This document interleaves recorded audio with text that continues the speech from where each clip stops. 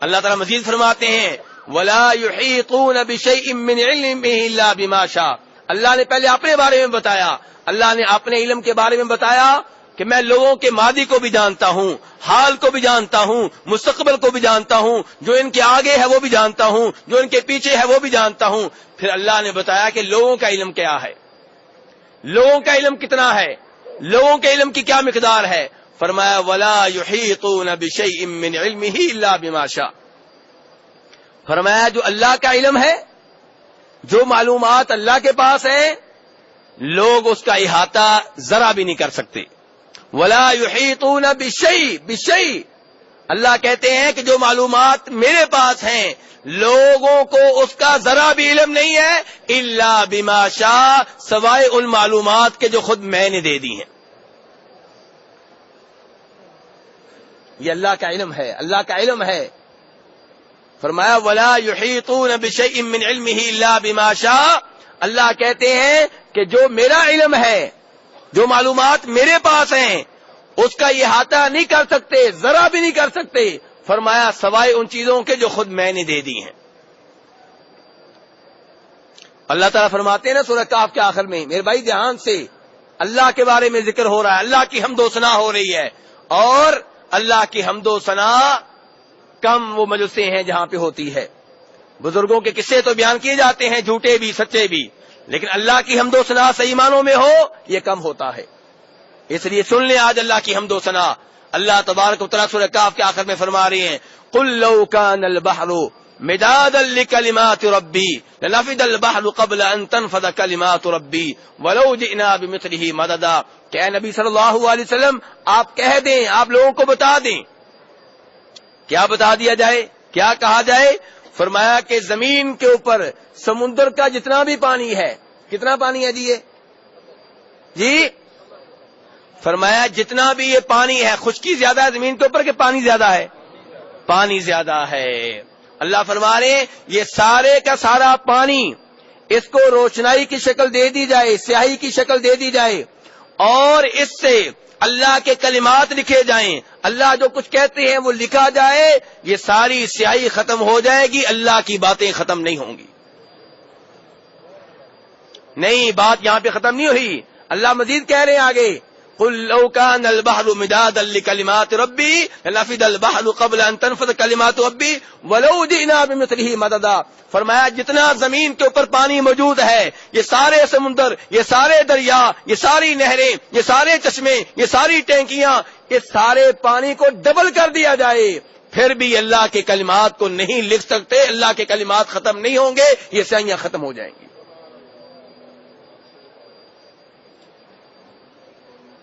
میرے وہ دوست چھوٹی سی بات پہ ہر ایک کو عالم غیب بنا دیتے ہیں، غیب کا عالم بنا دیتے ہیں کہ یہ بھی غیب جانتا ہے، وہ بھی جانتا ہے. ان آیات کو دھیان سے سنیں. آیت الکرسی جو آپ صبح و شام پڑھتے ہیں، ہم سارے پڑھتے ہیں، کبھی اس کے معنی کے اوپر غور کر لیا کریں. اللہ کا علم تو اس کی کوئی حد ہی نہیں ہے. اور آپ کو دو نبیوں کی بات بتاتا ہوں دھیان سے میرے بھائیو. بخاری شریف کی روایت ہے، خضر علیہ السلام کو جانتے ہیں نا؟ صحیح بات یہ ہے کہ وہ نبی تھے، صحیح بات کیا ہے کہ وہ نبی تھے، اور صحیح بات یہ ہے کہ وہ فوت ہو چکے ہیں، زندہ نہیں ہیں. یہ قصے کہانیاں جو آپ سنتے ہیں نا کہ میرے پیر کو عرفات میں ملے، مکہ میں ملے، مدینہ میں ملے، وہاں ملاقات ہوئی، یہاں پہ ملاقات ہوئی، یہ سب شیطان کے دھوکے ہیں. خضر علیہ السلام صحیح حدیث کے مطابق فوت ہو چکے ہیں. لیکن میں فی الحال جو بیان کرنا چاہتا ہوں وہ یہ نہیں ہے. میں یہ بیان کرنا چاہتا ہوں کہ بخاری شریف کی حدیث ہے کہ جناب موسیٰ علیہ السلام اور جناب خضر علیہ السلام جب اکٹھے ہوئے تھے، اور اکٹھے ہوئے تھے کہ نہیں ہوئے تھے، اسی وقت سمندر کے پاس سے گزر رہے تھے. ایک چڑیا آئی اور اس نے سمندر سے پانی لیا. کتنا پانی لیا ہوگا؟ چونچ بھر کے ایک قطرہ لے لیا ہوگا، دو قطرے لے لیے ہوں گے. اس نے ایک قطرہ سمندر کا پانی لیا. خضر علیہ السلام نے کہا تھا نبی ہے نبی، حوالہ بخاری شریف کا. موسیٰ علیہ السلام سے کہہ رہے ہیں، ایک نبی دوسرے نبی سے کہہ رہا ہے کہ موسیٰ ابھی تم نے دیکھا ہے کہ چڑیا آئی تھی، اس نے سمندر سے پانی لیا ہے. مجھے بتاؤ چڑیا کے پانی لینے سے کیا سمندر کے پانی میں کوئی کمی واقع ہوئی ہے؟ نہیں واقع ہوئی. فرمایا اللہ تبارک و تعالیٰ نے جتنا علم اے موسیٰ تمہیں دیا ہے اور مجھے دیا ہے، یہ علم ہمیں دے لینے سے اللہ کے علم میں ایسے ہی کمی نہیں ہوئی جیسے یہ 2 قطرے لینے سے سمندر کے پانی میں کوئی کمی نہیں ہوئی۔ یہ 2 نبی ہیں، لوگ کہتے ہیں انبیاء کرام عالم الغیب ہیں، اللہ کا علم تو غیر محدود ہے۔ نبیوں کو جو علم ملا ہے، اللہ خضر علیہ السلام خود مان رہے ہیں کہ ہم 2 نبیوں کے پاس جو علم ہے اس کی وہی حیثیت ہے جو سمندر کے سامنے 2 قطروں کی حیثیت ہے۔ میرے بھائیو، اللہ کی عظمت کو پہچانیں، اللہ کی شان کو پہچانیں، اللہ کے مقام کو سمجھیں۔ ہمارے دوست اولیاء کا احترام کرتے ہیں اور ہم بھی کرتے ہیں، کرنا چاہیے، لیکن اولیاء کا احترام کرتے کرتے رب کی عظمت کو بھول جاتے ہیں، رب کی شان کو بھول جاتے ہیں، رب کے مقام کو بھول جاتے ہیں۔ اسی لیے اللہ تعالی نے کہا ہے وما قدر اللہ حق کا قدری، کہ ان ظالموں نے اللہ کی شان کو پہچانا ہی نہیں ہے، یہ اللہ کی عظمت کو جان نہیں سکے۔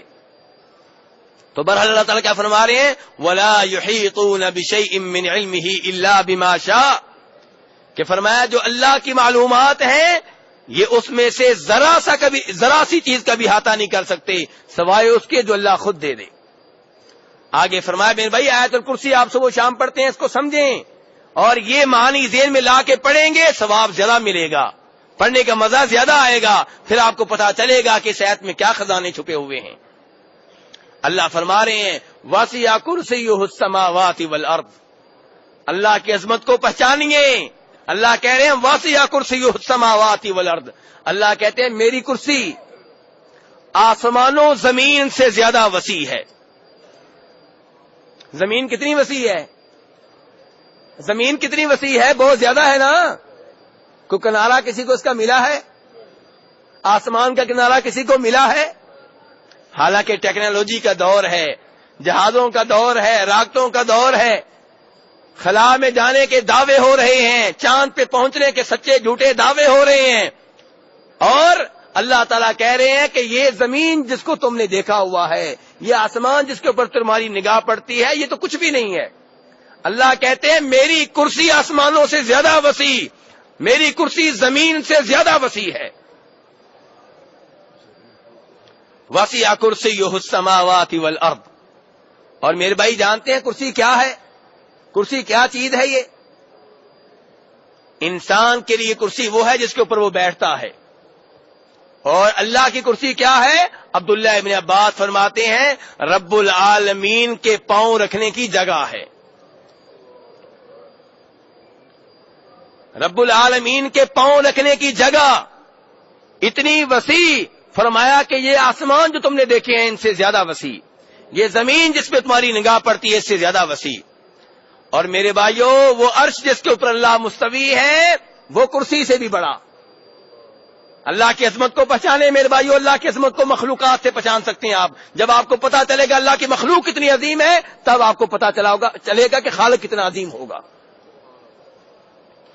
فرمایا کرسی آسمانوں زمین سے زیادہ وسیع، اور فرمایا عرش کے سامنے کرسی کی وہی حیثیت ہے جو ایک بڑا جنگل ہو، صحرا ہو، اور اس کے اندر آپ لوہے کا کڑا پھینک دیں تو لوہے کے اس کڑے کی اس جنگل کے سامنے کیا حیثیت ہے؟ لوہے کا وہ کڑا اس جنگل کی وسعت کے سامنے کیا حیثیت رکھتا ہے؟ کوئی حیثیت ہے اس کی؟ فرمایا کرسی کی یہی مثال ہے عرش کے سامنے۔ میرے بھائیوں قرآن پاک کے اوپر صحیح معنوں میں ایمان لے آئیں، اور ان لوگوں کی باتوں میں نہ آئیں جو قرآن پاک کی تعویل کرتے ہیں۔ آپ کو کئی ایسے ترجمے ملیں گے جہاں کرسی کا مطلب لکھا ہوگا اللہ کی قدرت، کہیں لکھا ہوگا کرسی سے مراد ہے اللہ کا علم، کہیں لکھا ہوگا کرسی سے مراد ہے اللہ کا عرش۔ نہیں، اللہ نے کرسی کہا ہے، کرسی کا معنی کرسی ہے۔ اگر اللہ نے کرسی سے علم مراد لینا ہوتا تو اللہ علم ہی بولتے، اگر اللہ نے کرسی سے عرش سے مراد لینا ہوتا تو اللہ عرش ہی بولتے، اگر اللہ نے کرسی سے قدرت مراد لینا ہوتی اللہ قدرت بولتے، اور اگر اللہ نے کرسی کا لفظ بول دیا تھا مراد کچھ اور تھا تو اللہ کے رسول بیان کر دیتے، واضح کر دیتے، صحابہ کرام بیان کر دیتے۔ لیکن عبداللہ ابن عباس کیا فرماتے ہیں؟ کرسی کرسی ہے، اور یہ کرسی کیا ہے؟ اللہ کے پاؤں رکھنے کی جگہ ہے. وسیع کرسیہ السماوات والارض. میرے بھائی عرش کیا ہے؟ کیونکہ عرش سے آپ کو کرسی کی تھوڑی بہت سمجھ آئے گی. فرمایا اللہ کا عرش آپ نے جان لیا کہ وہ اتنا وسیع ہے, اتنی بڑی مخلوق ہے کہ کرسی کی عرش کے مقابلے میں وہی حیثیت ہے جو ایک لوہے کے کڑے کی ایک بڑے جنگل اور صحرا میں حیثیت ہے. اور یہ عرش جو ہے اس کے اوپر اللہ مستوی ہیں, اس کو اللہ کے کئی فرشتوں نے اٹھایا ہوا ہے. کس نے اٹھایا ہوا عرش کو؟ میرے بھائی عرش کو کس نے اٹھایا ہوا؟ اللہ کے فرشتوں نے. اللہ اکبر. عرش کتنی بڑی مخلوق ہے.